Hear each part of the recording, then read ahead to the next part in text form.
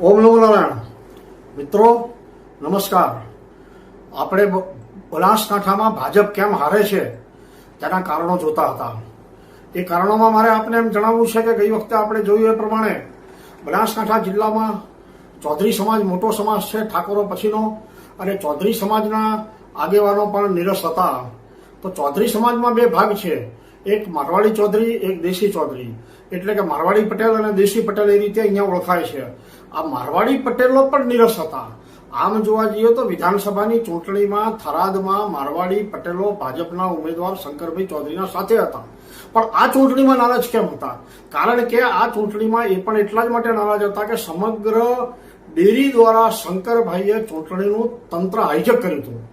ચૂંટણીમાં ભાજપના આગેવાનો, કાર્યકર્તાઓ, ચૌધરી આગેવાનો, મારવાડી ચૌધરી આગેવાનો બધાની લગભગ બાદબાકી થઈ ગઈ હતી, અને એના કારણે આ બધા જ લોકો સામે આવ્યા અને નારાજગી થઈ. મારવાડી ચૌધરી સમાજના આગેવાન માવજીભાઈ પટેલ, માવજીભાઈ ભૂતકાળમાં પોતાના બલબુત્તા ઉપર અને જેવી શાહના આશીર્વાદથી ધારાસભ્ય થયા હતા. ત્યારબાદ એમને ભાજપે ક્યારેય કોઈ તક ના આપી. ધાર્યું હોત તો ભાજપ એમને અનેક તકો આપી શકત.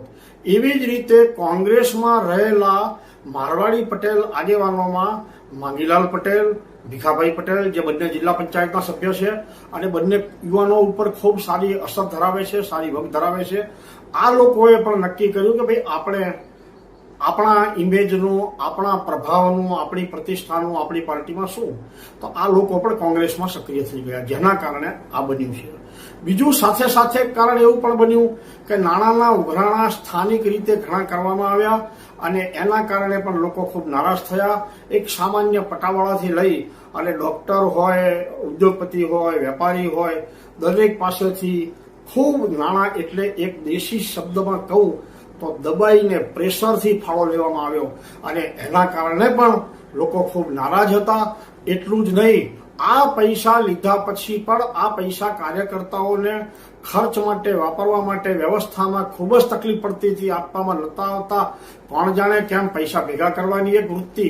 એટલે ચૂંટણીમાં વોટ ભેગા કરવાના હોય, નોટ નહીં, પણ આ ચૂંટણીમાં નોટ ભેગા કરવાની પણ એક ઝુંબેશ ચાલી, માટે પણ આવું બન્યું.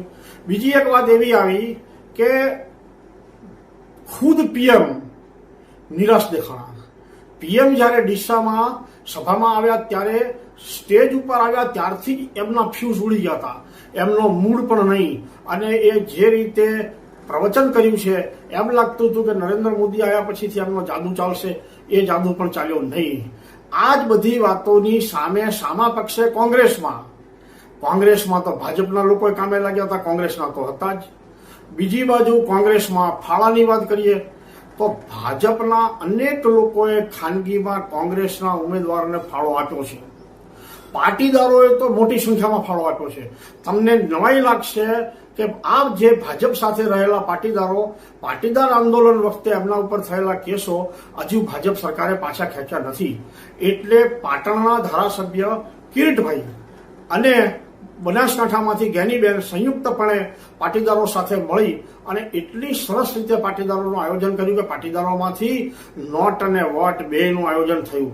એની સામે જે મેં હમણાં ડેરીની વાત કરી કે ડેરીના તંત્રએ બનાસકાંઠાનું ચૂંટણી તંત્ર હસ્તગત કરી લીધું, હાઈજેક કરી લીધું. પણ બનાસકાંઠાની વડગામ, કાંકરેજ અને રાધનપુર સાંતલપુર વિધાનસભાઓ જે પાટણમાં જાય છે, ત્યાં કઈ કામ ના કર્યું. ત્યાં પાટણના ભાજપના ઉમેદવારને જીતાડવા માટે અહીંયા જે રીતે તંત્ર કામ કરતું હતું એટલું કરવું જોઈએ, પણ એ ન કર્યું. હવે ખરેખર તો કરવું જોઈએ એમ શબ્દ હું એટલા માટે વાપરું છું કે અહીંયા કરો છો માટે. બાકી તો ડેરી એક કોઓપરેટિવ છે, એણે આ સરકારી એટલે કે રાજકીય પક્ષાપક્ષીમાં પડવું જ ના જોઈએ. એટલા માટે તો પક્ષાપક્ષીથી પર થવા માટે સહકારી માળખું આપણું ઊભું કરવામાં આવ્યું છે, પણ સહકારી માળખાનું પણ ભાજપીકરણ ભાજપના આગેવાનોએ, નેતાઓએ કર્યું છે. એ અહીંયા બનાસકાંઠામાં સ્પષ્ટપણે જોવા મળી રહ્યું છે.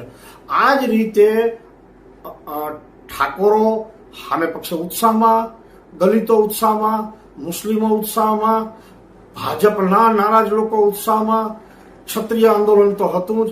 આ બધા જ કારણો જે ભેગા થયા એ બધા જ કારણો ભાજપને હરાવવા માટે પૂરતા હતા. એટલે બનાસકાંઠા અને પાટણ બંનેમાં શંકરભાઈ ચૌધરીનો વિરોધ વ્યક્તિગત ઘણો વધારે દેખાણો, ઘણા વધારે થયો છે અને એના કારણે આ બાકીના લોકો આટલા બધા નારાજ. પણ તેમ છતાંય જો ભાજપ આ બેઠક જીતે, કારણ કે શંકરભાઈનો દાવો છે કે 1 લાખ કરતા વધારે મતે ભાજપ જીતે છે અને એમના કારણે બીજા કાર્યકર્તાઓ પણ નાના મોટા આવું કહે છે, તો જો ભાજપ જીતે તો પત્રકારો, મીડિયાના આગેવાનો, રાજકીય વિશ્લેષકો, રાજકીય પંડિતો આ બધાના ગણિત ખોટા અને શંકરભાઈનું ગણિત સાચું. શંકરભાઈ એ હીરો અને શંકરભાઈ ધારે એ જ બનાસકાંઠામાં થાય એવું ફરી આ ચૂંટણી પુરવાર કરશે. અને જો શંકરભાઈ હારે તો પછી એટલે કે ભાજપ હારે, કારણ કે શંકરભાઈ એક ભાજપ છે, ભાજપ જ શંકરભાઈ એવી સ્થિતિ નિર્માણ થઈ છે. એટલે શંકરભાઈ હારે તો એક વાત સમજી લેવાની કે બનાસકાંઠાના રાજકારણમાં અનેક નવા ધરતીકંપો, વિસ્ફોટો, સમીકરણોના બદલાવ આવવાના છે.